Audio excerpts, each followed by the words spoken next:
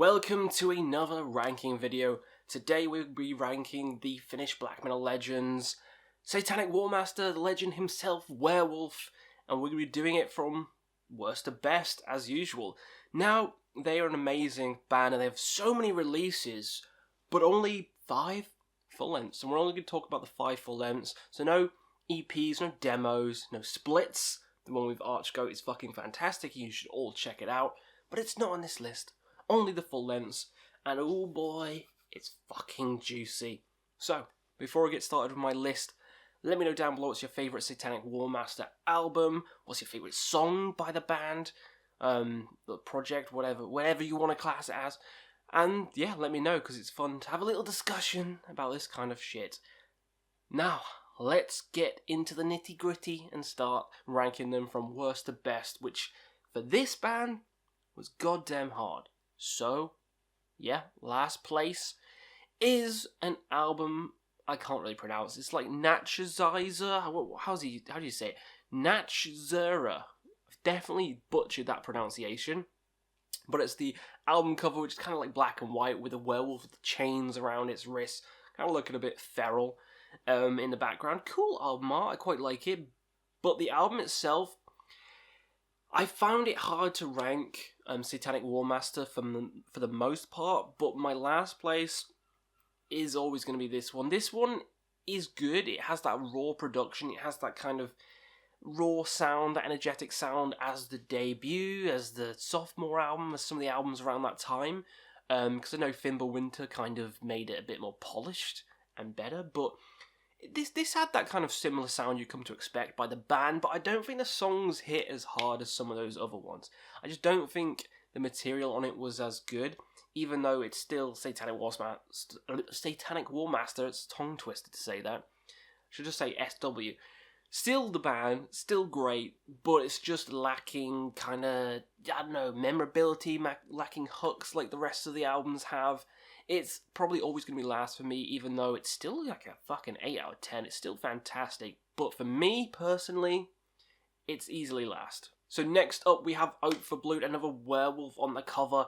Very classic album cover. Now this one is aggressive as hell. This is raw, just like the debut. Furious black metal, in your face, intense the entire way through. It's quite a short album, but it packs a mammoth punch, or a werewolf punch, if you will. Now, here on out, it was stupidly hard to rank.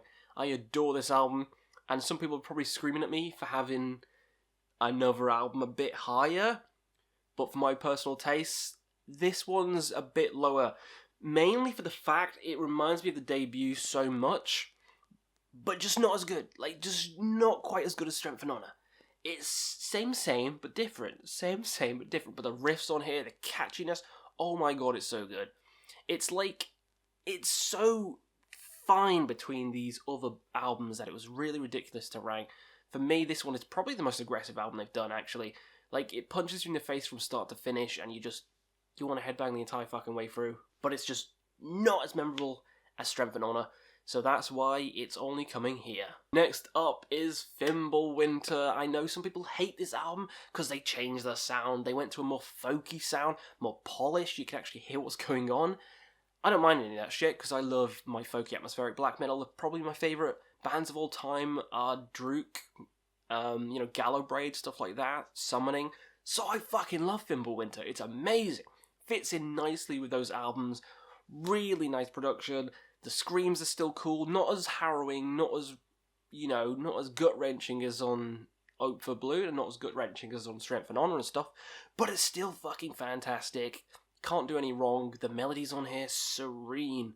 If you want an album that kind of sounds more, atmospheric black or folky, this is the album for you. This is probably the easiest album to get into by the band, but it is an outlier in their catalogue, so don't listen to this and expect the other albums to sound like it, because it doesn't. It has its own identity, and just like Out for Blood does, and just like all the other albums do.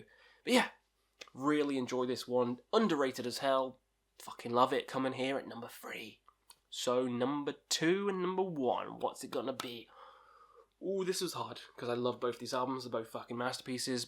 But number 2 is the debut, Strength and Honor. It's so good. It's like, raw black metal perfection. From start to finish, the riffs are just, they are riff kings. You know, they are riff kings. Every riff in this album is just killer. The production just gives it kind of this raw energy, this kind of aggressive nature, kind of sounding like, I don't know, like Transylvanian Hunger. Like, kind of sounded like that album, just furiously evil. It's amazing from start to finish. There's no dull moment, there's no boring moment. It's fucking perfection. But another album even perfected that, in my opinion. Because it took everything from Strength of Honor and Hope for Blood and stuff like that and just gave it a bit of a kick. And that is, of course, Carillion's Satanist Madness, which is probably the catchiest black metal album I've ever heard. So some people might say it's a bit more mainstream than Strength of Honor and stuff, which, sure, it kind of is, but not really, because it's still fucking Satanic Warmaster, so who gives a shit? You know, it's great. The songs on here, the melodies will be stuck in your head. The riffs will be stuck in your head.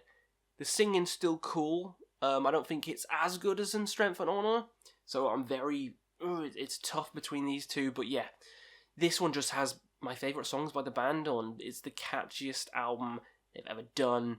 I think their songs are the best they've ever done, and it's the album that got me into the band, so maybe that plays a part in it, but I've always loved this album, always will. It's the best Satanic Warmaster album. So, let me know what you guys thought down below. What do you think of my list? Do you think Fimbulwinter's too high? Do you think Strength and Honor should be number 1? Which, if you do, I don't fucking care. It should be. I mean, it's fucking amazing. If you have that number 1, good for you. If you have Hope for Blood number 1, good for you. Yeah, so, flawless discography. Loved pretty much all their albums, so this was fun to go through again and re-listen to all these albums once again, because it put a smile on my face. So yeah, let me know down below what's your favourite album by the band, what's your least favourite, and we'll see you again on another Quest for Metal.